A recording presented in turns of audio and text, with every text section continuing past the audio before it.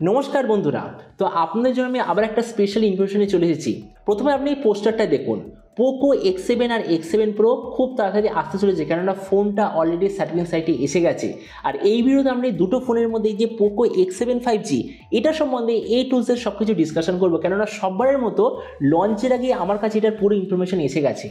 তো চলুন শুরু করা যে ভিডিওটা কোনো সময় নষ্ট না করে, আপনি যদি গ্যাজেটল বাংলা চ্যানেলে প্রথমবার আসেন আর এরকম বাংলা টেক ভিডিও ডেলি দেখতে চান, তাহলে গ্যাজেটল বাংলা চ্যানেলটা সাবস্ক্রাইব অবশ্যই করে নেবেন। তো প্রথমে আমরা আলোচনা করবো এই স্মার্টফোনটার ডিজাইন সম্বন্ধে। এবার দেখুন, বলা হচ্ছে যে এবারে যে পোকো X7 এর ডিজাইনটা রিসেন্টলি চায়নাতে যে রেডমি নোট 14 সিরিজ এসেছিল পুরো তার মতোই হবে, তবে এক্স্যাক্ট ডিজাইনটা কী হবে এখনও পর্যন্ত সেটার কোনো লিক্স পাওয়া যায়নি।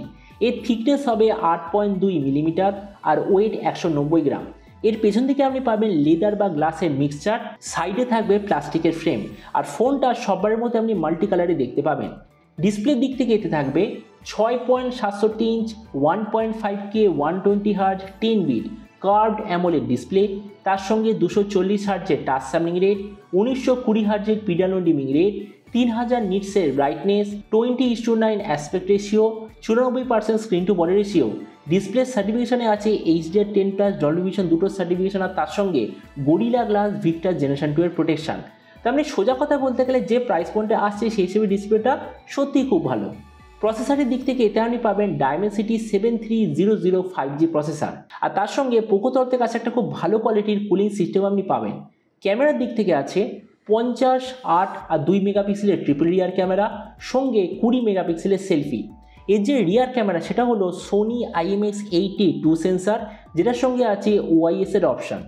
এই যে স্মার্টফোনটা আপনি বিভিন্ন ধরনের র্যাম বা স্টোরেজ ভেরিয়েন্টে দেখতে পাবেন, কিন্তু স্টার্ট হবে 128GB থেকে। র্যামের কোয়ালিটিটা হলো LPDDR4X, মেমোরিতে আছে UFS 2.2, যেটার সঙ্গে কোনো ধরনের ডেডিকেটেড SD কার্ড স্লট নেই।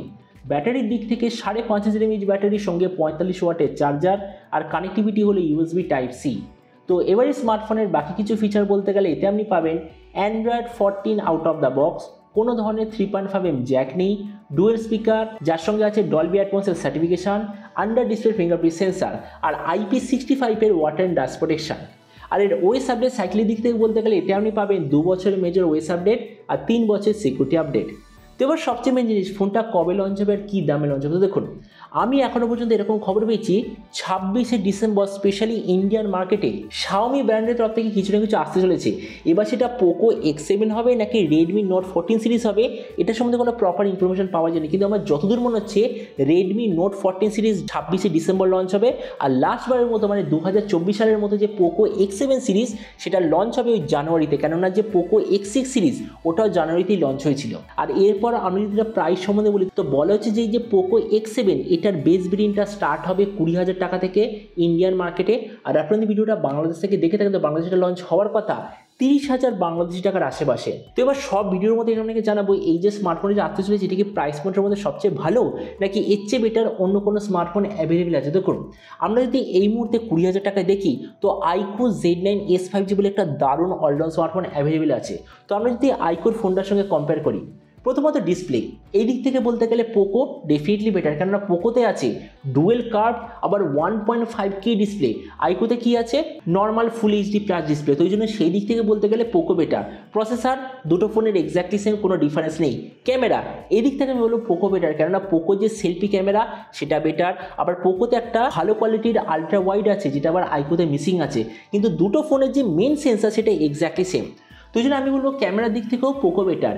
ভেরিয়েন্টের দিক থেকে দুটো ফোন পুরো সেম, ব্যাটারি আর চার্জার দুটো সেম, স্পিকার দুটো সেম, ওএস আপডেট দুটো সেম। তো আমরা দেখুন ভিডিওর সামনে আমি এটাই বলবো, যাদের আইকো Z9s এই দারুণ স্মার্টফোনটা নেওয়ার ইচ্ছা নেই তাদের জন্য আমি বলবো এই যে পোকো X7 বলে স্মার্টফোনটা একটা দারুণ চয়েস হবে এক্স্যাক্টলি সেম প্রাইস পয়েন্টে। তো এবার আপনি নিচে কনসার্ন আমাকে অবশ্যই জানাবেন এই যে পোকো তরফে নতুন ফোনটা আসতে চলেছে, তো আপনি কি এই দামে এটা নিতে চান নাকি অন্য কোনো স্মার্টফোন আপনি চুজ করতে চান, এটা সম্বন্ধে কথা বলতে আমাকে একদমই ভুলবেন না। তো চলুন দেখা হবে আমি কোনো একটা ভিডিওতে। Till then stay tuned and always remember, think positive, be positive. Thank you.